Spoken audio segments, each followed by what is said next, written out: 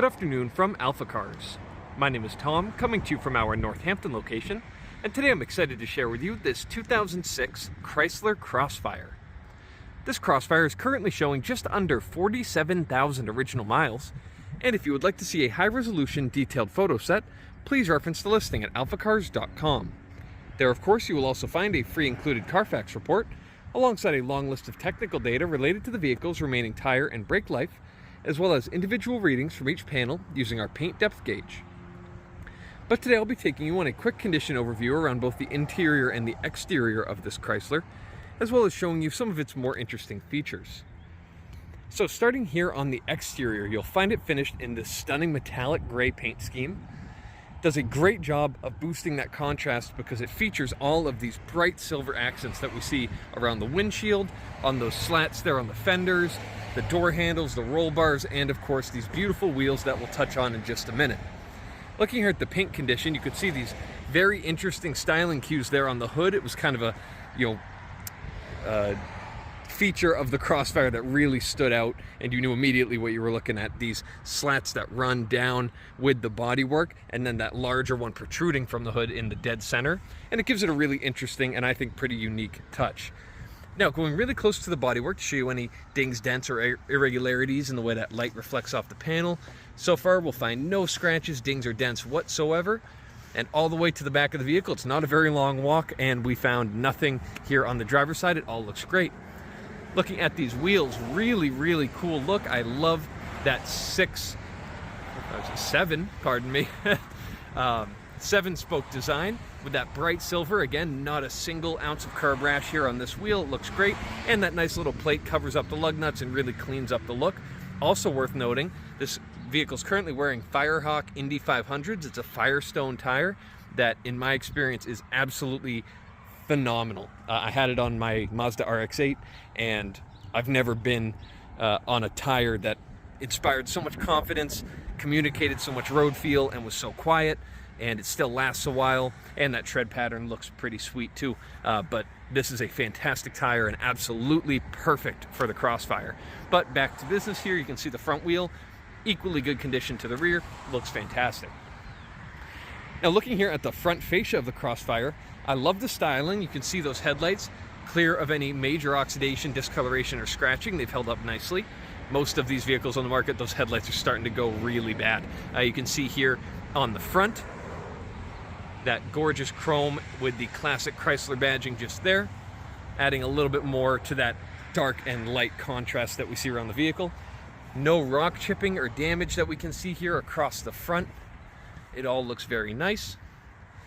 And next up, we'll look here at the passenger side. Again, a wheel here with a little bit of an issue there on the top left corner, but it's really hard to spot. If it was parked with that down, you wouldn't even see it, but worth noting just there.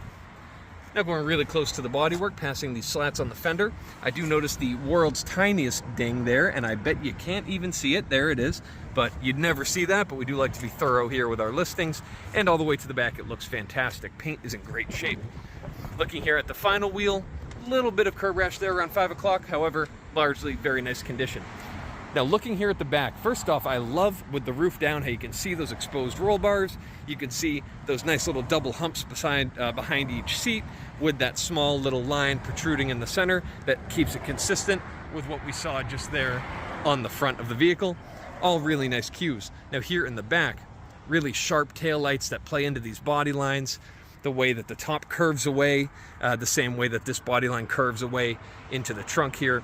All really nice touches.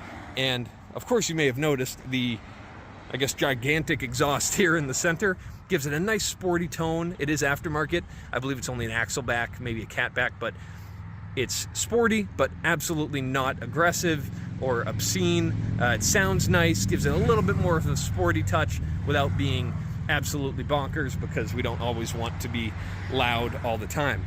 Now here in this panel that you see marked off, you can actually raise this. It's an individual spoiler that can raise, and it may even raise at a certain speed. But next up, let's make our way inside the Crossfire here. Back out this camera just a bit. Making your way inside, one thing that really shocked me were these seats. Look at the condition and the quality materials used here. We can see this two-tone leather setup. You have the nice Chrysler badge subtly embossed in the headrest. You have that double white stitching surrounding the seat. That nice gray with the textured vinyl in the center. The leather on the outside with the black portion coming back there on the lower section. It all looks really nice. You have this bright silver Crossfire running board there on the sill. And looking again, passenger seat looks like nobody's ever sat in it, and I wouldn't be surprised if that were the case. Now, let's make our way inside the Crossfire. Now, keep in mind, I'm about 6'4", pretty long legs, and I still fit in here. It is a little bit tight, but I could comfortably drive this vehicle. It just takes a little bit of getting used to, but for average height, it is absolutely fine, because like I said, I still am not contacting the dash, as we can see there. It's just close. But taking a look here at the steering wheel, a little bit of wear just in front of you there. However, for the most part, it all looks nice. I'm going to start it up. However, I'll wait until these wonderful motoring enthusiasts pass by, making a little bit of noise. Off they go towards the beach. All right, so let's fire this thing up. Now you'll hear that sporty tone that I mentioned right when it fires off. Hopefully that came through on the microphone. Nice little kick when it fires up, that V6 sounding great. Now, taking a look here, steering wheel again real quick, that Chrysler badge, but no crazy controls to mention. That's a lot less to break. It all looks very nice. Now, moving here across the dashboard again, no cracks or issues whatsoever. Moving down the center, really nice to see that silver contrast being brought into the interior as well. You have some climate vents, your climate controls here all look great, very simple controls, easy to understand. You have your Kenwood head unit, single DIN. That is a nice touch, and that silver matches beautifully. You can also stow away these ports as well to clean it up even further. Looking here, you have some other controls. You have your heated seats with dual levels. You have your spoiler control just there. So if I hold this button, you'll see that spoiler rising into place. And then I can lower it down as well. And you can see it stopping in different stages, because you could pause it there if you like a little bit of a lower wing or a higher wing, whatever suits your style. You have your door lock controls, your tow mode, and some more heated seats there for your passenger. Now, of course, here is the piece de resistance here in the center of the interior, that bright silver shift knob, 6-speed manual. Beautiful. It's great to have a transmission like this in a small little rear-wheel drive sports car. We love to see it. Window controls flanking it just there, mirror controls, and of course your top controls. While I'm here in the vehicle, I will put the roof up so you can hear this panel opening up to allow the roof to pass just up here. You can see the inside of the headliner is all in great shape. Rear window lifts up to allow that panel to drop back down, latching into place. Then you'll see this rear section latch into place as well. It beeps, confirming that it has done its job, and now I need to do mine, which is grab this handle, turn it, pull it down. That probably sounded more aggressive than it was, and I wasn't quite used to that dropping down because I'm new to a Crossfire. And then using those switches, raise up those windows without a problem. If you see any issues there, this vehicle was just washed, so there's a little bit of moisture there on the glass. However, it all looks good. It appears I didn't even do my job. There we go. Latch that roof into place properly. I saw a little gap here, but this is nothing wrong with the car, just my lack of experience with this Crossfire.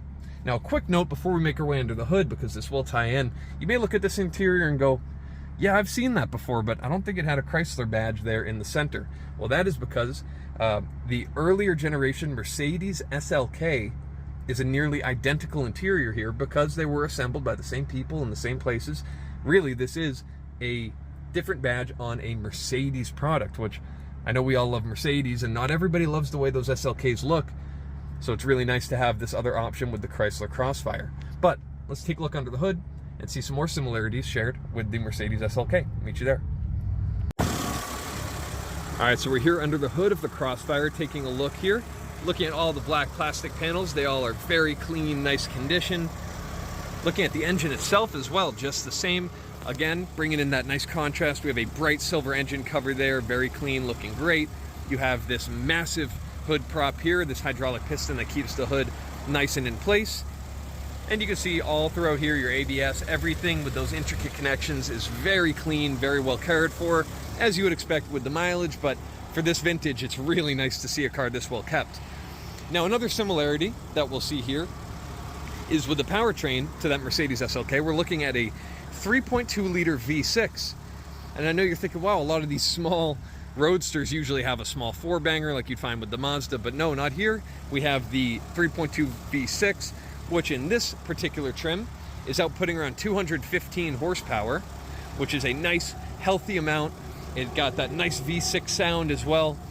And also, I always prefer a bigger engine that has to work less as opposed to a small engine that has to work really hard to provide you those power numbers. So love to see that. And also, despite the 6 cylinders, you're still going to see around 28 miles per gallon on the highway. So it's extremely efficient and affordable to drive this car around all the time. Now, making our way here to the rear, opening up the trunk, you can see I waited until the top was up. You have your original floor mats just there. Plenty spacious, though it is a small opening. This is a small vehicle, so I wouldn't expect a ton of storage space. But for what it is, it's just about where I would expect. But if you have any further questions related to this gorgeous Chrysler Crossfire, please reference the listing at alphacars.com. There you will find all of the relevant contact information. Thank you so much for your time, and have a wonderful rest of your day. We hope to hear from you soon. Thank you from AlphaCars.